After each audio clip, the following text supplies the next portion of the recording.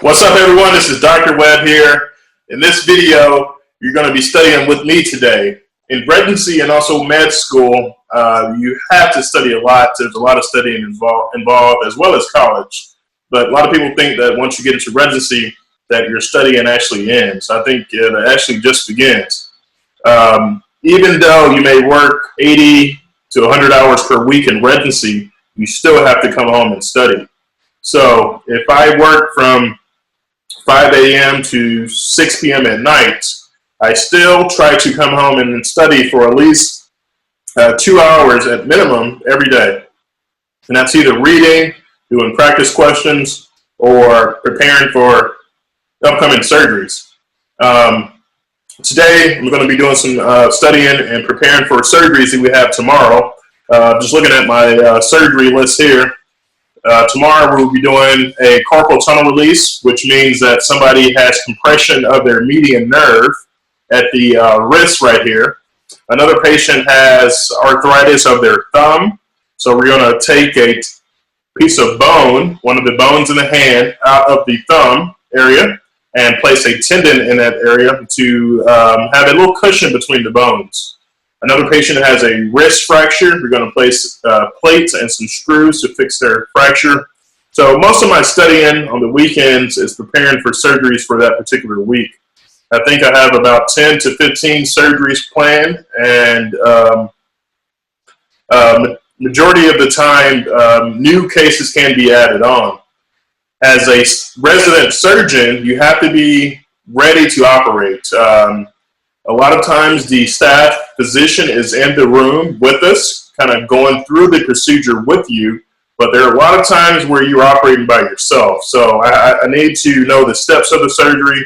I need to know where I make my incision. I need to know where the bad things are, like the nerves and blood vessels, so you don't cause any problems. And you need to know how to deal with those problems if they do happen. That's part of being a surgeon. So today, you're going to study with me today. I'm using this book here. This is Green's Operative Hand Surgery. It's a book that the surgeon is actually here in San Antonio. I'm studying, reading, reviewing how to do a proximal robe carpectomy, which is we take out all the bones in the proximal portion of the hand here for arthritis or other conditions. I also use anatomy book, Atlas of Anatomy, to go over the anatomy of the hand and wrists. So this is kind of how I prepare for cases. So stay tuned and enjoy the study session with me.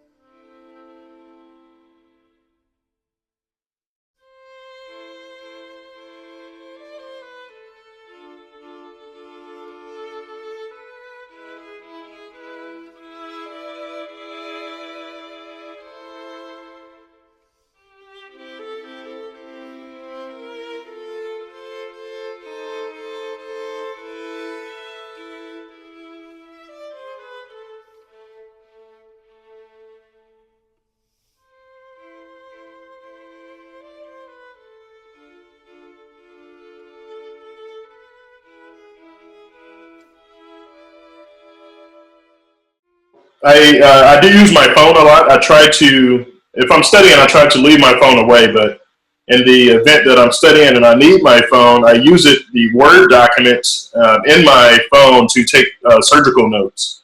So after each case, I take notes. Say, for instance, I've done a total knee replacement maybe about 100 times. So after each case, I add little small things that I picked up in that case to add to my notes. So I put pictures in here about different positioning, ways to position the patient in surgery, notes from the surgeons that I'm learning from.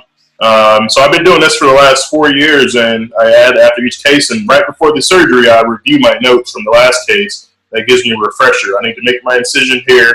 I need to position this patient this way. So I thought this was really helpful, and this is the only time I have my phone out when I'm studying, is when I'm taking notes. I use the surgical books.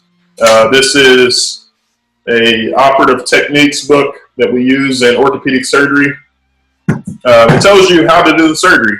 It tells you the steps to take, what to look out for, what to do if something goes wrong. And I use my phone, the notes section of my phone, to add notes if needed. So that's what I usually do.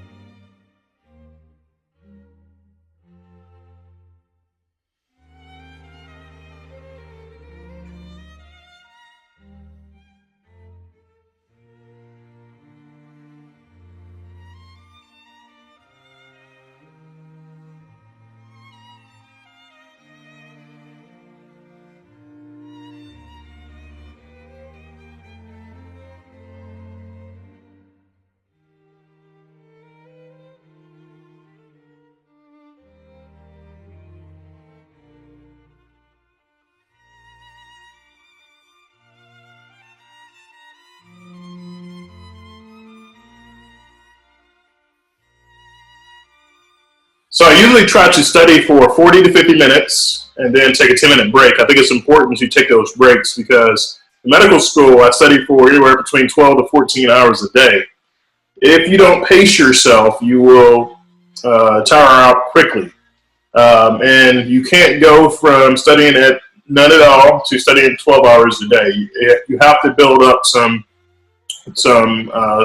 you have to have stamina and build up to those 12 hours. And the way you do this is by taking breaks. Every 40 or 50 minutes, like I said, take a 10-minute break, go walk away from your desk, get away from the books for a couple minutes just to rest your mind.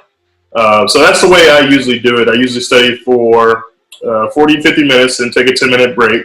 And residency, I try to study for 2 hours a day at minimum, and that's preparing for cases and also reading articles, doing research, so that it gets kind of challenging, but it is doable. Thank you guys for watching this video. Make sure you guys subscribe, as I'll be posting new videos every Monday, Wednesday, and Friday at 5 p.m. Central Standard Time. We'll see you next time.